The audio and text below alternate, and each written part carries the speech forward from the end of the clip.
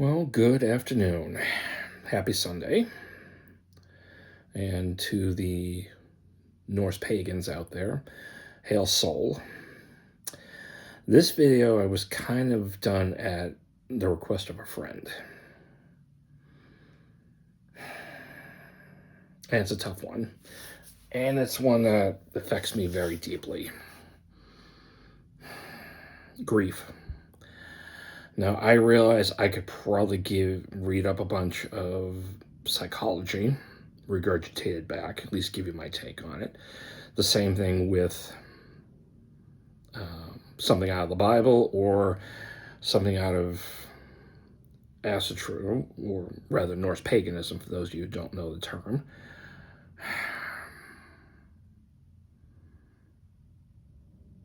But to be honest, there's no good definition for grief. I mean,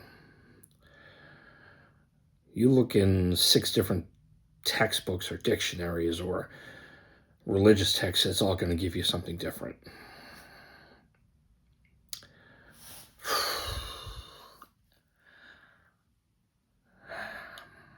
Let me digress.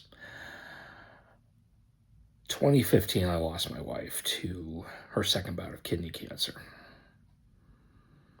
About 6 months before that, I lost my father, pulmonary fibrosis. Excuse me.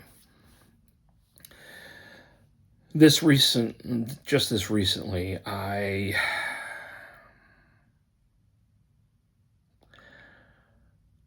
last year, excuse me a second.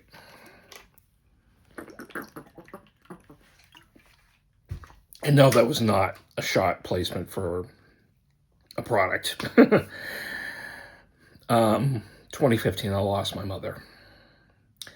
She had been suffering from lung cancer, but suffered a heart attack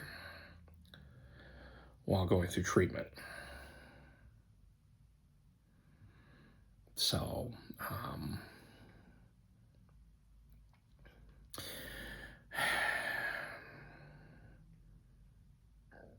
the one that affected me the most was my wife. That was the hardest one. That one left the biggest wound. And not to say I didn't love my parents any more or less, but I think we kind of, as a society, expect it. But your wife you're never ready for.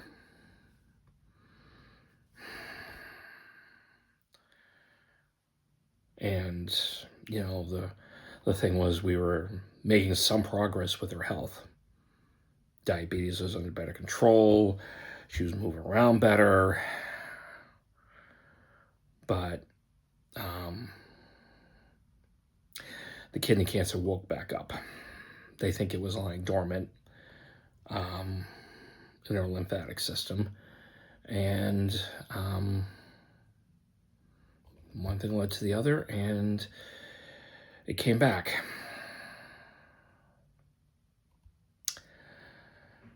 No. I mean, I was depressed for the longest time and upset. I mean, it was a maelstrom for me. And to you religious holy rollers out there, that if the devil was going to make a deal for my soul, that would have been the time.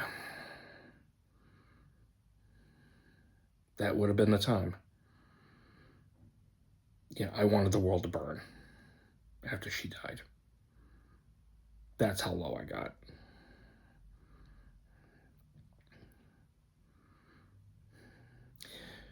I would have pressed that big red button and just ended it all. But time goes on, and it took me a long time to figure out things and to find my way again.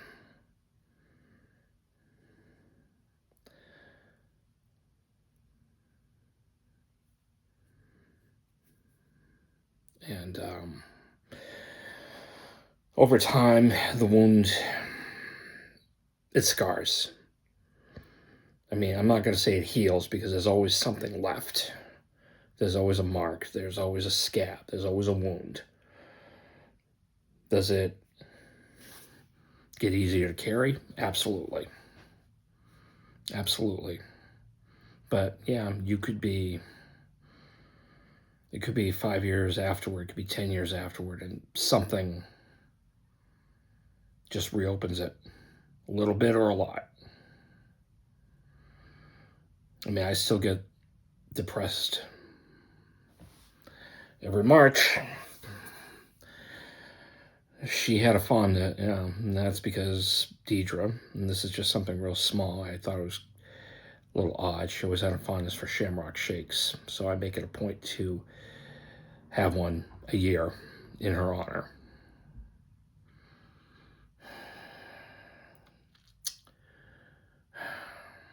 Now, to the other big question is why?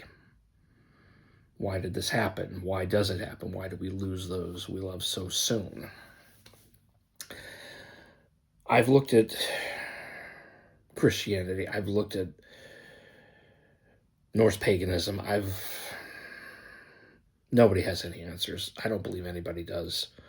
Everything when it comes to dying and passing beyond this mortal coil is conjecture.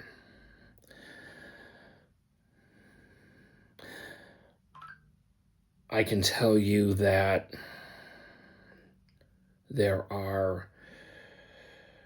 I do believe that how you live your life, what type of person you are, does make a difference in the end. Because in the end, that's all you've got. You've got your spirit, you've got your word, you've got however you lived. That's what's going to be judged. Angels, God, demons, Satan, they don't care what you have. You're going to lose it anyway.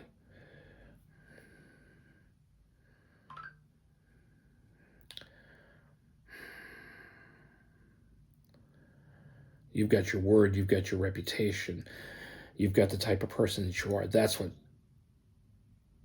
is important. And you've got the friends and family you either were born with or have made over the years. So, and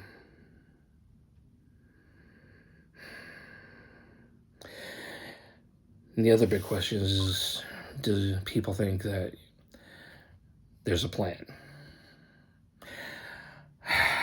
I think I do. This is where I do like when the Norse talk about the three fates and the strings of fate or the web of fate. Yeah, I think there is one. Whether it's purely mathematics, we're at the will of the universe,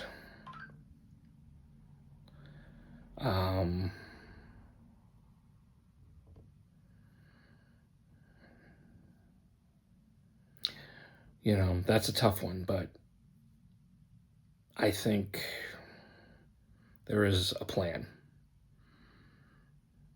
And I think it's just a matter of when you die.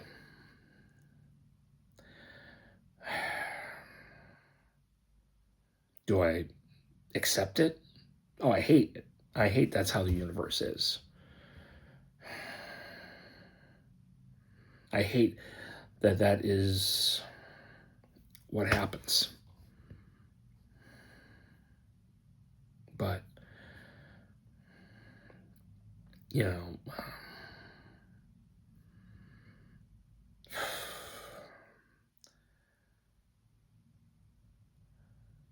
we're not supposed to like it. But I accept death. It is a part of life. It took me a long time to say that because I was angry for a long time, and I wasn't talking to anybody of a divine nature or respecting anybody of a divine nature for a long time.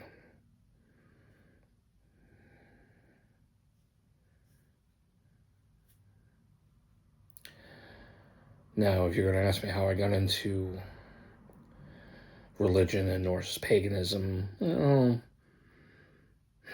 I don't know if I went into it in previous videos, but that might be something for a different topic.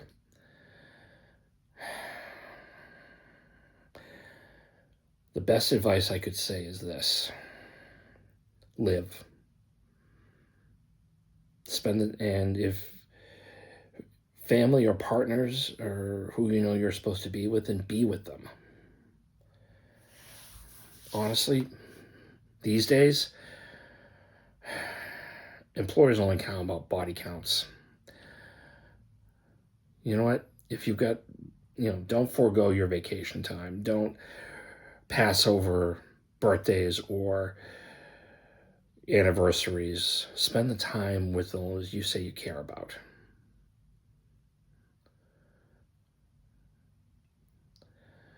And if they fall ill, then make the time to be with them.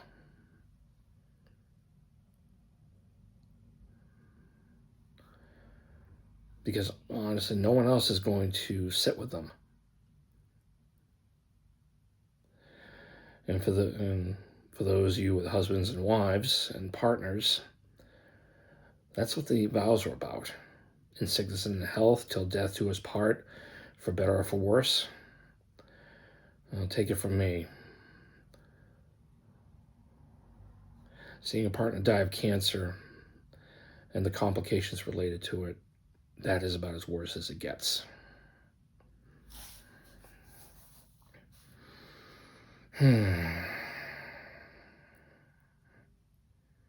Well, like I said, I don't have any answers. I don't know why we pass. I know everything. I believe everything's on a circle. I believe that, there is more to this existence of being human. I want to believe that, we got a damn good shot at seeing those that we lost when we pass. But if you got people that are so focused on religious dogma that they're saying, well, it was God's plan that she passed, you know what? I don't blame you for being pissed off. That's not what you need to hear right now. And that's why I'm not going to preach gospel or passages. And that's not to say I am making light of anyone's beliefs. Let me make that very clear. If reading from a holy text is going to give you comfort, then by all means do so.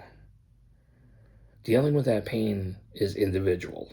It's never the same for the next person down the line. You have to find out how to deal with that pain and how to cope with it and get along with it. And there are some days I don't want to get out of bed. These days it's gotten easier, but when this happened, like I said before, I could have cared less if the world burned. That's how low I got. That's how pissed I was.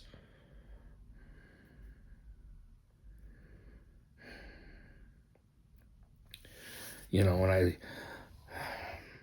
I look at this BS in the news, no,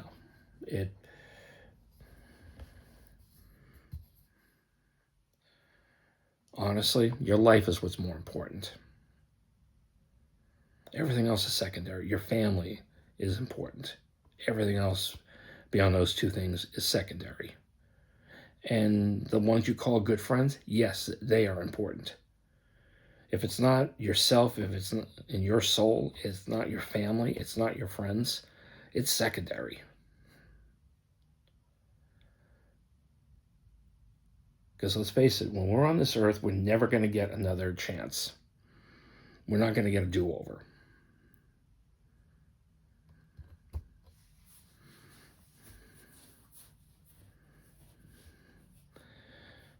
And if it looks like you are losing that time you have with your family, with your friends, with your wives and husbands, maybe it's time to question whether you're on the right path.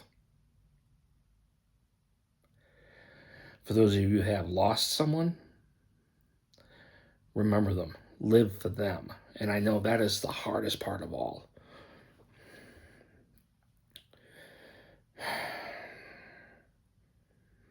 Better part of 10 years, I lost my way. I feel like I just wasted so much time going down wrong paths, trusting the wrong people, and I was taken advantage of. And maybe there was part of me that felt I deserved it.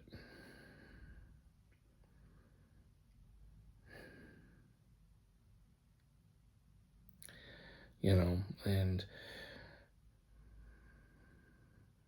well, sorry, just sometimes the words are hard, and I didn't want to rehearse this, and this is not something I don't think you can really rehearse. I think this is just me trying to talk from the heart. This is not something I think that deserves to be used by AI either. I think people need to see a real human face talk like this.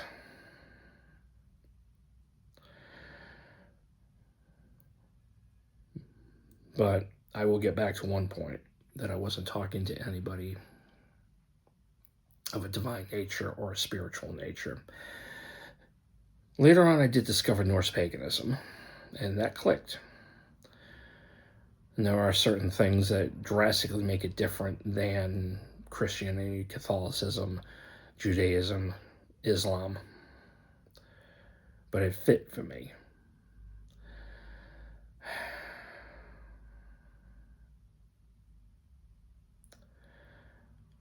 But I also realized something.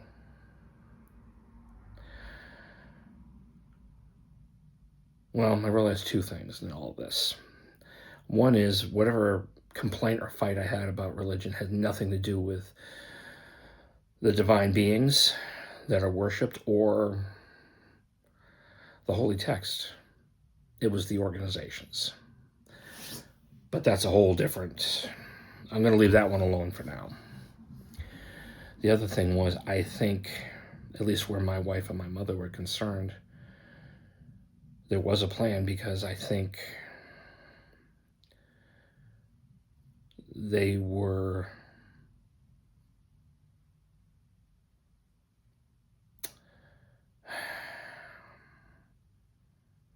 I think they were shown mercy. I think the God and Jesus and other beings that we worship, I think they knew what was coming. And anybody who's paying half attention to the news knows what I'm talking about. They see what's going on in the world. And I think, at least where my wife was concerned, it was a mercy. And although I miss her deeply, I wanted her to be at peace. And I think God knew I could handle what was coming, what we have seen. So I think that's my take on it. And the other thing is, don't let anybody tell you how to grieve. That's the other biggest piece of advice. I mean, you could check all the self-help books you want, and like I said, I'm passages and holy texts, and you could talk to counselors and priests and others. But the only one that's going to find their way through this is you.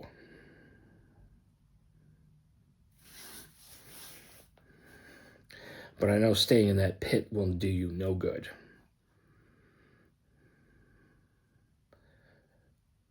You need to find a way to move forward. Some people it may be easy, or at least they have something a little more tangible, like in the case of a husband and wife, if there's kids involved, you have to keep going for them. I understand that. But even so, it's going to take time. So,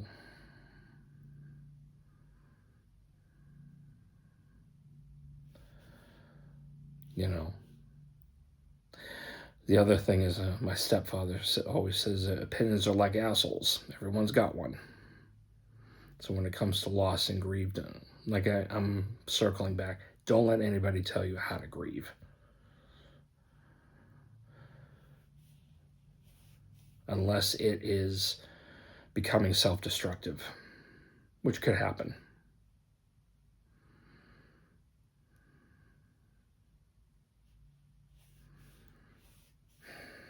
So, I hope this helps to anybody that needs to hear it. And I will be posting this, and hopefully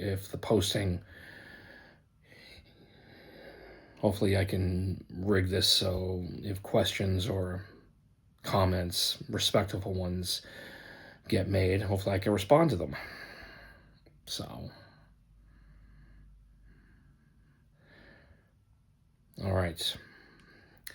And depending on how this goes, well, we can always revisit this subject. Thank you.